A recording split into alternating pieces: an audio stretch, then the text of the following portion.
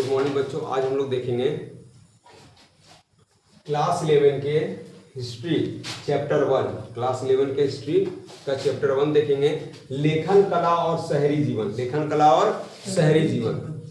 और ये जो चैप्टर है इससे अच्छे खासे क्वेश्चन आते हैं, यानी कुछ ज़्यादा क्वेश्चन आता है, इसलिए आपको अच्छा से देखना है। यानी ये चैप्टर जो है इम्पोर्टेंट चैप्टर है, एग्जाम व्यू से ज़्यादा क्वेश्चन इससे आते हैं। ठीक है, तो यहाँ पर समझना क्या है हमें, लेखन कला और शहरी जीवन। लेखन कला और शहरी जीवन यानी लेखन कला की शुरुआत कब हुई, शहरी जीवन की शुरुआत कब हुई, लेखन कला है क्या, है ना, ये सब चीज़ों को हम जानेंगे। और क्या जानेंगे, सभ्यता के बारे में। किसके बारे में, सभ्यता यानी सिविलाइजेशन के बारे में। किसके बारे में जानेंगे, सिविलाइजेशन के बारे में। यानी कोई सभ्यता थी तो कौन सी सभ्यता थी, सबसे पुरानी सभ्यता क्या थी, इस चीज को हम लोग जानेंगे। ठीक है, तो आज जो हम लोग पढ़ने वाले हैं, उस चैप्टर का नाम क्या है, लेखन कला और शहरी जीवन। ठीक है, लेखन कला और शहरी जीवन, ये हमें पढ़ना है। अब इसमें हमें जानना क्या है, सुन लीजिए। तो लेखन कला और शहरी जीवन है ना, ये चैप्टर का नाम है आपका। तो सबसे पहले हम लोग ये जानेंगे कि लेखन कला का मतलब क्या होता है, क्या है लेखन कला।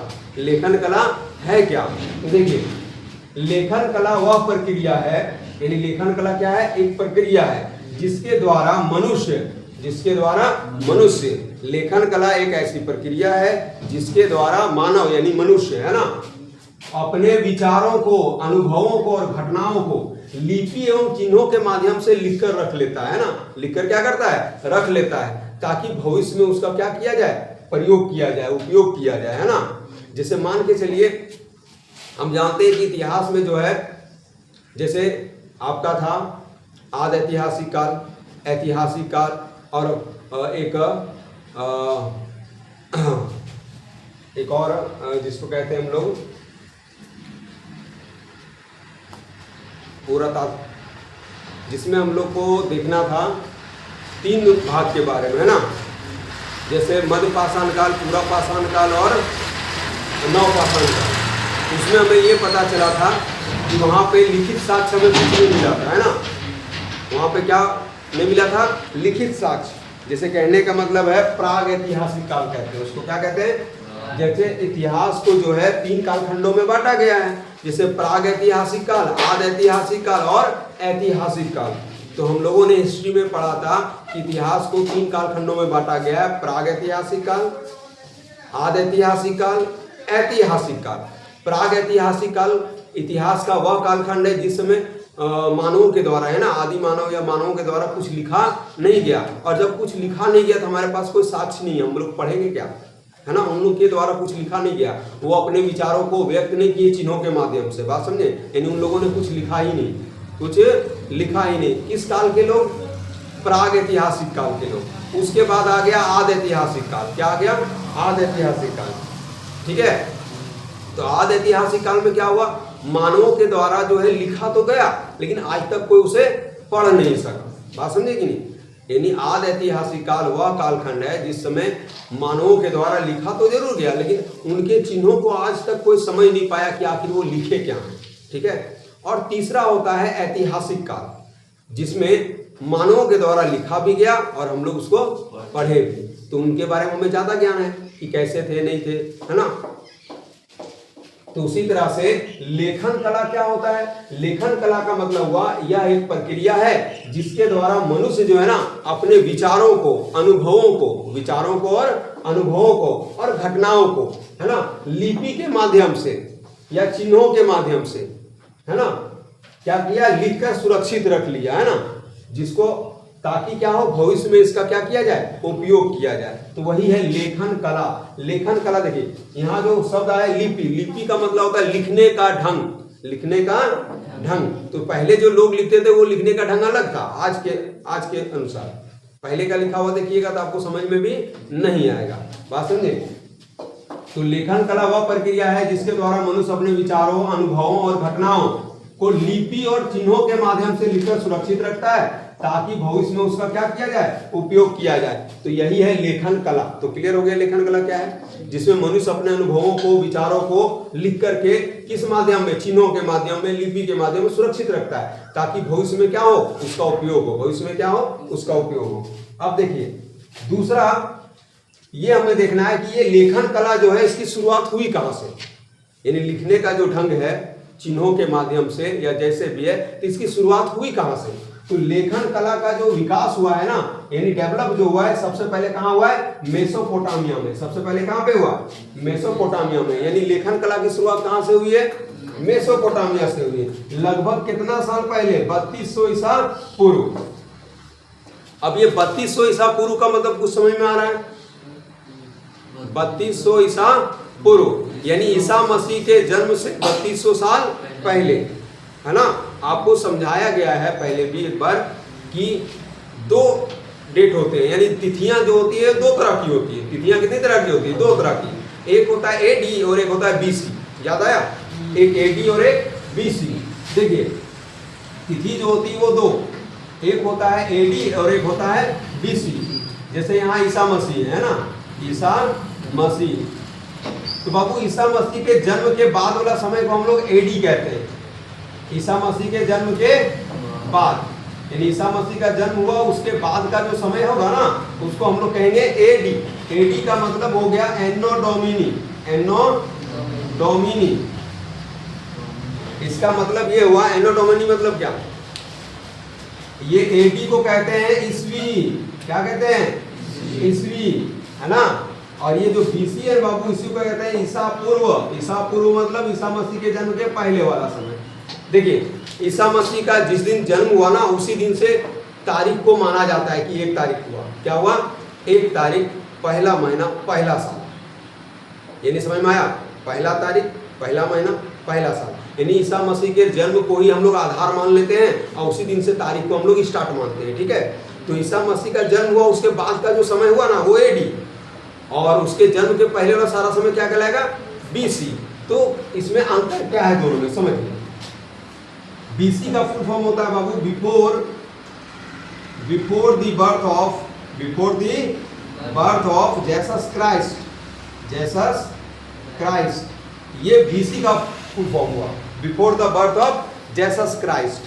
तो before the birth of Jesus Christ का मतलब क्या हुआ, ईसा मसीह के जन्म के पहले वाला समय बीसी, और ईसा मसीह के जन्म के बाद वाला समय क्या कहलाएगा, एडी। ये समय जो है वो सीधा चलता है। क्या चलता है, सीधा। और ये क्या चलता है, उल्टा। जो ईसा मसीह के जन्म के पहले वाला समय रहेगा, यानी जो बीसी में रहेगा ना, वो उल्टा लिखा हुआ रहेगा। क्या रहेगा, उल्टा। और एडी वाला समय ईसा मसीह के जन्म के बाद वाला, जैसे हम लोग कहाँ हैं, ईसा मसीह के जन्म के पहले या बाद, हम लोग बाद हैं। ईसा मसीह के जन्म के बाद वाला समय में है, यानी हम लोग अभी एडी में है, ईस्वी में। बात समझे। तो हम लोग का अभी जन्म देखिए, जिससे मान के चलिए हमारा जन्म 25 अक्टूबर 1994, और अभी क्या चल रहा है, आज क्या है, 26 है, 94, 26। तो ये आगे की ओर बढ़ रहा है, सीधा चल रहा है ना। लेकिन ये वाला जो आप ईसा पूर्व वाला देख रहे हैं, है ना, जो ईसा मसीह के जन्म के पहले वाला समय, जैसे मान के चलिए आपको जानना होगा कि गौतम बुद्ध का जन्म कब हुआ है ना, तो वो बीसी में आएगा। कहाँ आएगा, बीसी में, यानी उल्टा, ठीक है। क्योंककि तुलना हम लोग करते हैं किससे, ईसा मसीह के जन्म से। ईसा मसीह के जन्म से 563 साल पहले जन्म हुआ, तो इतना साल पहले मर गया, वो उल्टा रहेगा। जैसे 563 साल पहले अगर जन्म हुआ तो 400 कुछ ईस्वी में मरेंगे। कहाँ पर, 400, तो उल्टा नहीं लग रहा है। 563 में जन्म हुआ और मरा कब, 400 में, उल्टा लग रहा है ना। तो हम क्यों ऐसा उल्टा कहते हैं, क्योंकि तुलना हम किससे हमेशा करते हैं, ईसा मसीह के जन्म से। कि ईसा मसीह के जन्म से 500 साल पहले जन्म हुआ और मरे कब, ईसा मसीह के जन्म से 400 साल पहले, सीधा हुआ, यानी उल्टा जैसा लगेगा। यानी किसी का भी जन्म देखिएगा ना उसमें, तो आपको बीसी में उल्टा ही नजर आएगा, यानी बीसी का डेट आपको उल्टा नजर आएगा। याद रखना है बस यही कि ईसा मसीह के जन्म से पहले वाला समय बीसी होता है, ईसा मसीह के जन्म के बाद वाला क्या होता है, एडी होता है। और ये सीधा चलता है और ये उल्टा, ठीक है। तो यहाँ देखिए लेखन कला का विकास सबसे पहले मेसोपोटामिया में लगभग कब हुआ है? 3200 ईसा पूर्व। इसका मतलब ईसा मसीह के जन्म से 3200 साल पहले। यानी लेखन कला का विकास जो है मेसोपोटामिया में कब हो गया था? ईसा मसीह के जन्म से 3200 साल पहले ही हो गया था। ठीक है, अब बात करेंगे शहरी जीवन क्या होता है। क्या बात करेंगे? शहरी जीवन। जैसे हम पहले देख लिए लेखन कला क्या होता है, अब हम क्या देखेंगे? शहरी जीवन देखेंगे। क्या देखेंगे? शहरी जीवन। देखिए, जहां बड़ी संख्या में लोग रहते हैं, जहां पे बड़ी संख्या में लोग रहते हैं और व्यापार उद्योग, व्यापार यानी समझे ना, हाँ, व्यापार उद्योग, बाजार, प्रशासन और विभिन्न व्यवसाय विकसित होते हैं, जहाँ पे व्यापार भी होता है, उद्योग भी रहते हैं, बाजार होता है, प्रशासन रहती है ना, और बहुत तरह के व्यवसाय किए जाते हैं। तो जहाँ पे बहुत सारे व्यवसाय किए जाते हैं तो वो शहरी जीवन कहलाएगा। क्या कहलाएगा? यानी क्या पता है शहरी जीवन के बारे में? जहाँ बड़ी संख्या में लोग रहते हैं और वहाँ पे व्यापार भी होता है, उद्योग धंधे भी रहते हैं, है ना, बाजार रहता है, प्रशासन रहता है, विभिन्न व्यवसाय विकसित होते हैं, तरह तरह के व्यवसाय वहाँ विकसित होते हैं, तो हम शहरी जीवन कहते हैं। इसलिए लोग आप देखते हैं ना, गाँव से कहाँ जाते हैं? शहर की ओर कमाने के लिए, क्योंकि वहाँ पे क्या है? वहाँ पे व्यापार भी होता है, उद्योग धंधे भी लगे होते हैं, है ना, बाजार होता है, काम मिलता रहता है वहाँ पे, है ना। इसीलिए लोग गाँव से कहाँ जाते हैं? शहरों की ओर बस जाते हैं, है ना। तो शहरी जीवन समझ में आया? जहाँ बड़ी संख्या में लोग रहते हैं और व्यापार उद्योग बाजार प्रशासन तथा विभिन्न व्यवसाय विकसित होते हैं, तो शहरी जीवन कहते हैं। अब हमें देखना है सभ्यता के बारे में। अब हम लोग क्या जानेंगे? यानी इस चैप्टर में हम लोग पहले हेडिंग को समझें कि ये जो हेडिंग है लेखन कला का मतलब क्या होता है, शहरी जीवन क्या होता है। अब हम लोग ये जानेंगे इस लेखन कला और शहरी जीवन की शुरुआत कहाँ से हुई थी। हम लोग को पता चल रहा है कि मेसोपोटामिया, यानी हमें यहाँ पढ़ना है पूरी तरह से मेसोपोटामिया के बारे में, है ना। तो मेसोपोटामिया क्या थी? एक सभ्यता थी, एक सिविलाइजेशन था।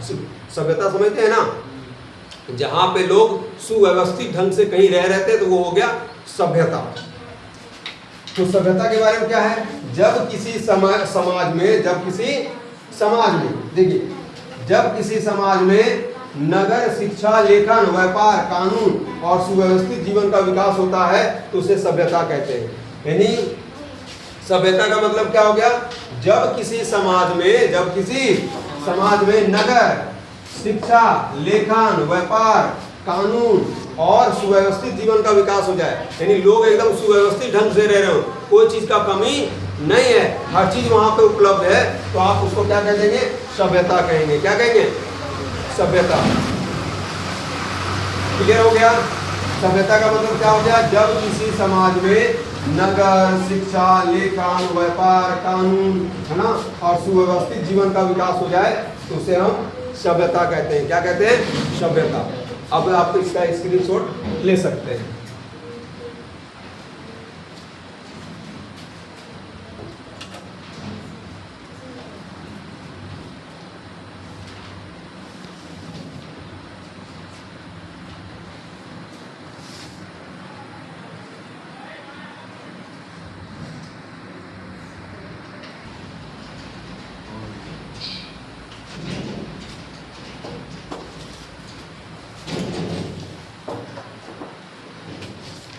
तो हम लोग देखेंगे, जैसे हम लोग समझे सभ्यता क्या होता है ना, हम लोग समझिए सभ्यता क्या होता है?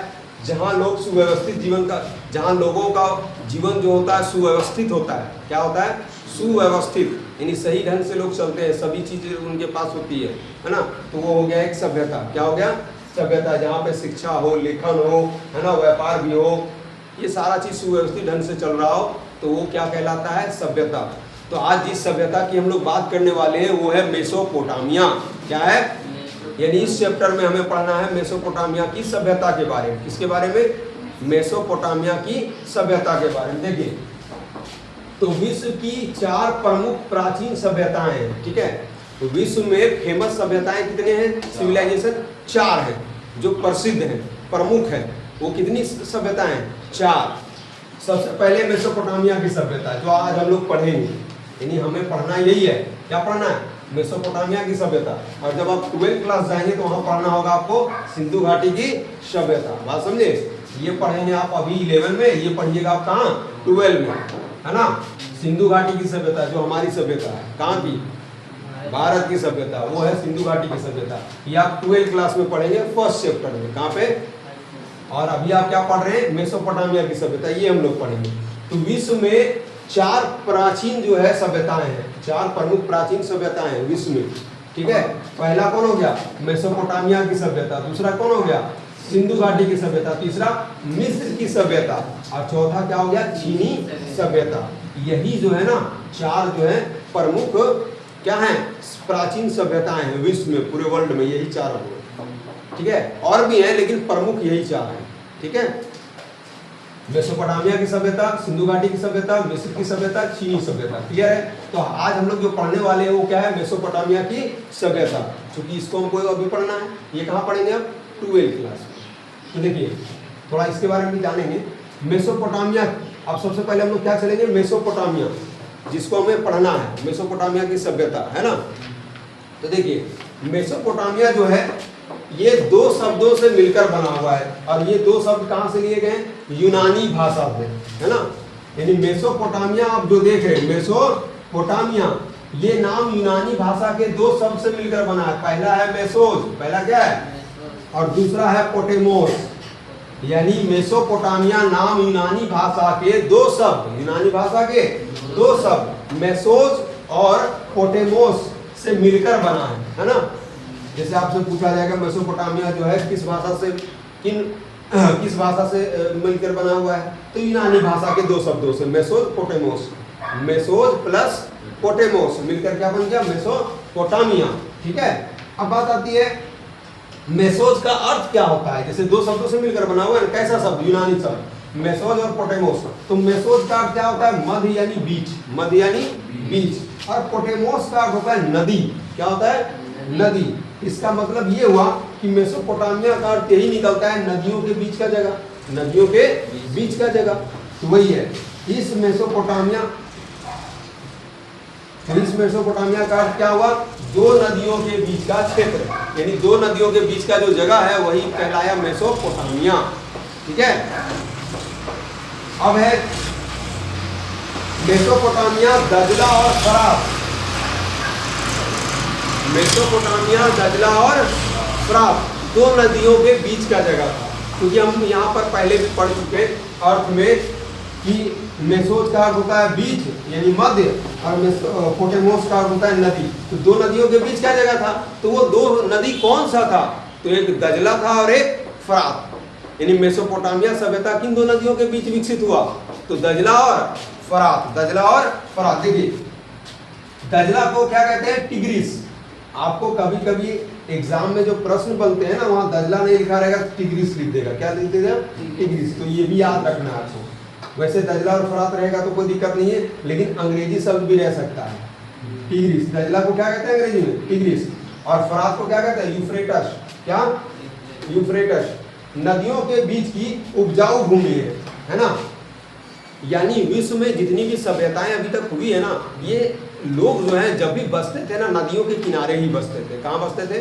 नदियों के किनारे। जैसे आप आगे 12 में जब सिंधु घाटी सभ्यता पढ़िएगा तो ये भी नदी के किनारे बसे हुए थे, सिंधु नदी के किनारे। कौन सी नदी? सिंधु, है ना। एक सिंधु नदी, एक रावी नदी, सरस्वती नदी, यही के अगल बगल सारे लोग बसे हुए थे। कौन कौन नदी? सिंधु, रावी और क्या बताया गया? सिंधु, रावी और सरस्वती, है ना। भोगवा एक क्या है? भोगवा नदी और भी है। तो लगभग लोग जो हैं सारे कहाँ बसे हुए थे? नदियों के किनारे, समझे। तो उसी तरह से मेसोपोटामिया की सभ्यता, ये भी एक सभ्यता है।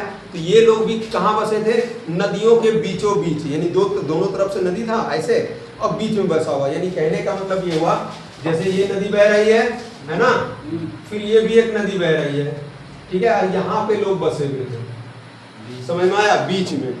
यानी मेसोपोटामिया की जो सभ्यता थी वो कहाँ थी? 2 नदियों के बीच में, यहाँ पे लोग बसे हुए थे। आखिर ये लोग नदियों के किनारे ही क्यों बसते थे? तो इसका सबसे बड़ा कारण है कि नदियों के किनारे बसने का कारण ये सबसे पहला कि यहाँ की जमीन जो होती है वो बहुत उपजाऊ होती है। अब ये जमीन उपजाऊ कैसे होती है? जब नदियों में बाढ़ आता है, क्या आता है, नदियों में जब बाढ़ आता है तो कई तरह के मिट्टी, कण, ये सब बाहर फेंकते हैं, इधर भी और इधर भी, तो ये जमीन पूरा क्या हो जाता है, उपजाऊ हो जाता है, फसल एकदम अच्छा होता है, पहला कारण। ठीक है। दूसरा, सिंचाई की कोई कमी इन लोग को होती नहीं है, क्योंकि नदी है, पानी आराम से दे लेता है, कोई तरह का दिक्कत नहीं।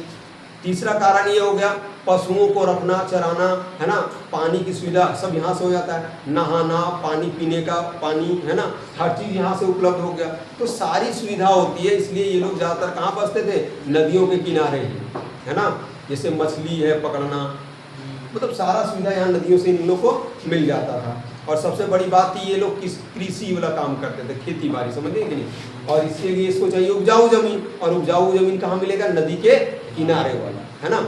इसलिए ये लोग कहाँ बसते थे हमेशा, जितनी भी सभ्यताएं देखिएगा सब नदी के किनारे आपको मिल जाएंगी। कहाँ, नदियों के किनारे बसा हुआ। क्यों? क्योंकि यहाँ पर उपजाऊ जमीन होता है, पीने के लिए पानी का स्रोत मिल जाता है ना, जानवरों को धोने वोने का और भी पानी देने का, जिससे सिंचाई करने के लिए, इसलिए लोग नदी के किनारे बस जाते थे। ठीक है, तो यहाँ समझ में आ गया।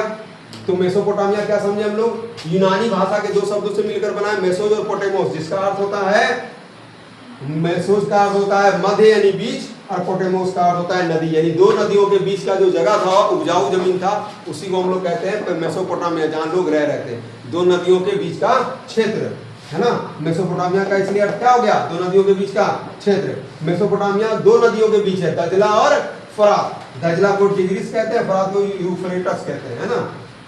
ये उपजाऊ जमीन था, ये क्या था, दो नदियों के बीच का जगह कैसा था, उपजाऊ। इतिहासकार ऐसा मानते हैं ना, इतिहासकार ऐसा मानते हैं कि शहरी जीवन की जो शुरुआत हुई है ना, यानी शहर में लोग जब रहना शुरू किए, यानी शहरी जीवन शुरुआत कब हुआ, तो मेसोपोटामिया से माना जाता है। यानी बहुत सारे इतिहासकार यही मानते हैं कि शहरी जीवन का जो शुरुआत हुआ है ना, वो कहाँ से हुआ है, मेसोपोटामिया से हुआ है। कहाँ से हुआ है, हाँ, यानी शहरी जीवन मतलब समझे, शहरी जीवन हम किसको कहते हैं, देखिए आज के समय में समझिएगा शहरी जीवन क्या है। जैसे आज के समय में जो आप देखते हैं बड़े बड़े शहरों में, ये समझ गया, और बीच में नाली है जिसमें ढक्कन लगा हुआ रहता है, बीच में नाली, पता है ना, बड़े बड़े शहरों में इसी तरह मिलता है, और नॉर्मल जो शहर है वहाँ पे आपको साइड में मिलता है ना। लेकिन आप रांची जाइए, पटना जाइए, दिल्ली जाइए, इन सब जगहों पर कहाँ मिलेगा आपको नाला, जिसको गटर कहते हैं ना, वो एकदम बीचों बीच, सड़क के बीचों बीच ढक्कन लगा हुआ रहेगा, मिलेगा, है ना। तो ये विकसित शहर हो गए। तो जैसे आपको आज देखने को मिल रहा है ना, वैसे उन लोग पहले रहते थे ऐसे। जैसे आप पढ़िएगा जब सिंधु घाटी सभ्यता, तो आपको पता चलेगा कि यहाँ की सड़कें जो होती थी ना, सिंधु घाटी की सभ्यता, सब सीधी सड़कें होती थी, और अगर एक सड़क दूसरे सड़क को जब काटती थी ना, एकदम 90 डिग्री पर, कितना 90 डिग्री, जैसे कहने का मतलब, अभी आपको देखिए कहीं जाते हैं, एक सड़क इधर से गया, एक इधर से काट दिया, जैसे तैसे मतलब समझे, इधर से चला गया, उधर से चला गया, ऐसा नहीं था पहले, एकदम 90 डिग्री पर काटता था, यानी एकदम सीधा काटेगा, एक रास्ता दूसरे को काट के अगर पार होगा तो कैसा जाएगा, एकदम सीधा 90 डिग्री पर। उसके बाद सिंधु घाटी सभ्यता में देखिए नाला कहाँ था, एकदम बीचों बीच, सड़क के बीचों बीच, और ढक्कन के साथ, ढक्कन लगा हुआ था, सोच लीजिए। तो क्या शहर में रह रहे थे कि नहीं वो लोग, और कहीं भी, और जो रास्ता था उसमें ईंटें बिछाए हुए थे। आप देखिए आज से 5 साल में पहले चल जाइएगा, इधर आपको मिट्टी वाला रास्ता मिलता है कि नहीं, 5-10 साल पहले क्या था, मिट्टी वाला रास्ता था कि नहीं। तो कहने का मतलब देखिए, अभी लोग 5-10 साल पहले ऐसे रह रहे हैं, और इन लोग को देखिए जो ईसा मसीह के जन्म से 3200 साल पहले, है ना, और ये सिंधु घाटी सभ्यता 2700 साल पहले, इस सब में क्या है कि रोड में भी क्या लगा हुआ था, ईंटा। सोच के देखिए, रोड में भी क्या लगा हुआ था, ईंटा, और हर एक घर में बाथरूम और किचन। सोचिए, तब ना आज इसको हम लोग पढ़ रहे हैं कि जो चीज़ आज हमारे पास है अभी के टाइम में, वो उनके पास उस समय था, कितना 2700 साल पहले, किसके, ईसा मसीह के जन्म के। बात समझे, सोच के देखिए। तो इसीलिए ये लोग विकसित थे, डेवलप थे पूरा, इसलिए आज हमको इन लोग इसके बारे में हम लोग पढ़ रहे हैं, है ना। अब देखिए यहाँ तो हो गया कि इतिहासकार क्या मानते हैं, इतिहासकार ऐसा मानते हैं कि जो शहरी जीवन की शुरुआत हुई है वो कहाँ से हुई है, मेसोपोटामिया से, क्योंकि इसके बाद हम लोग पढ़ते हैं किसका, सिंधु घाटी सभ्यता जो हम लोग का है, वो कितना पुराना है, 2700 पुराना, यानी ईसा मसीह के 2700 साल पहले वो आया। और ये कब आया था? 3200 साल पहले। सबसे ज़्यादा पुराना कौन हो गया? मेसोपोटामिया ना। अब देखिए ये जो मेसोपोटामिया है वो कहाँ पे है? इराक में है। कहाँ पे? इराक। इराक समझते हैं ना, जहाँ से तेल निकाला जाता है, कौन सा? पेट्रोल, डीजल, ये सब है ना, इराक। तो आज जो है वर्तमान में देखिएगा तो ये मेसोपोटामिया कहाँ है? इराक में है। इराक का हिस्सा है ये, है ना। जो मेसोपोटामिया वर्तमान के टाइम में देखिएगा कहाँ पे है? इराक में। और ये इराक जो मतलब ये जो मेसोपोटामिया था, ये किस मेसोपोटामिया सभ्यता क्या चीज़ के लिए संपन्न था? मतलब क्या था मेसोपोटामिया को हम पढ़ क्यों रहे? तो मेसोपोटामिया एक संपन्न जगह था, संपन्नता से भरी हुई थी, हर चीज़ कोई चीज़ का कमी नहीं था। अब सोच के देखिए उस समय ये लोग गणित और खगोलविद में आगे थे, गणित और खगोलविद में, मतलब समझे, मेसोपोटामिया के लोग गणित के बारे में भी बहुत कुछ जानते थे। गणित समझते हैं ना, जैसे वर्ग वर्गमूल हो गया, भाग देना हो गया, इस सब के बारे में उसी टाइम उन लोगों को पता था। किसके बारे में? वर्ग वर्गमूल, जो आज आप लोग पढ़ रहे हैं, हम लोग पढ़े है ना 8th क्लास में, 9th क्लास में, 8th क्लास में खास करके पढ़े, वर्ग वर्गमूल पढ़े ना। तो ये सब चीज़ सोचिए ईसा मसीह के 3200 साल पहले उन लोगों को पता था वर्ग वर्गमूल के बारे में। खगोलविद, खगोलविद मतलब ग्रह के बारे में, जैसे पृथ्वी हो गया, मंगल हो गया, सूर्य हो गया, यानी जो ग्रह हैं, कितने ग्रह हैं? 8 ग्रह हैं। और सभी किसकी परिक्रमा करते हैं? सूर्य की। सूर्य तो एक तारा है ना। तो इन सभी चीज़ों के बारे में भी उनको जानकारी समझी उस समय था, है ना। तो आज हम लोग इसको इसलिए पढ़ रहे हैं क्योंकि ये संपन्नता से भरा हुआ जगह था, हर चीज़ था। दूसरा शहरी जीवन था ये, यहाँ पे लोग शहर में रहने वाले लोग जैसे रह रहे थे, है ना। और तीसरी है विशाल और समृद्ध साहित्य, विशाल और समृद्ध साहित्य, गणित और खगोल शिक्षा में भी आगे थे, है ना। और भाषाएं क्या थी इनकी? देखिए सबसे पहले जो ज्ञात भाषा है ना मेसोपोटामिया की, वो है सुमेरियन भाषा। याद रखिएगा, सबसे पहली भाषा जो है मेसोपोटामिया की क्या थी? सुमेरियन। क्या नाम था? सुमेरियन, जिसको सुमेरी भाषा कहते हैं। क्या कहते हैं? उसके बाद जो है 2400 के आसपास, यानी ईसा मसीह के जन्म से 2400 साल पहले के आसपास जो है वहाँ के लोग क्या बोलने लगे? अकदी भाषा। क्या बोलने लगे? अकदी। अकदी क्या? देखिए सबसे पहले मेसोपोटामिया का सबसे पहले ज्ञात भाषा क्या हुआ? सुमेरियन। क्या हुआ? सबसे पहली भाषा जिसे पूछा जाएगा मेसोपोटामिया की सबसे पहली ज्ञात भाषा सुमेरियन। वो 2400 BC के आसपास क्या बोलने लगा? अकदी। उसके बाद 1400 BC के आसपास क्या बोलने लगे? तो अरामाइक। क्या? अरामाइक, यानी भाषा बदलता गया। क्या हुआ? भाषा क्या इन लोग का बदलता गया। सबसे पहले क्या? सुमेरियन। 2400 BC के आसपास क्या बोलने लगे? अकदी। और 1400 BC के आसपास क्या बोलने लगे? अरामाइक, जो कि हिब्रू से मिलता जुलता था। किससे? कौन भाषा से? ये जो अरामाइक लास्ट में बोल रहे थे ना, ये कौन भाषा से मिल रहा था? हिब्रू भाषा से। ठीक है, चलिए अब इसका भी आप स्क्रीनशॉट ले सकते हैं, है ना। फिर हम लोग आगे पढ़ेंगे, ठीक है। सेकेंड पार्ट में आप इसको आगे देखेंगे हम लोग। चलिए आप इसका स्क्रीनशॉट ले सकते हैं।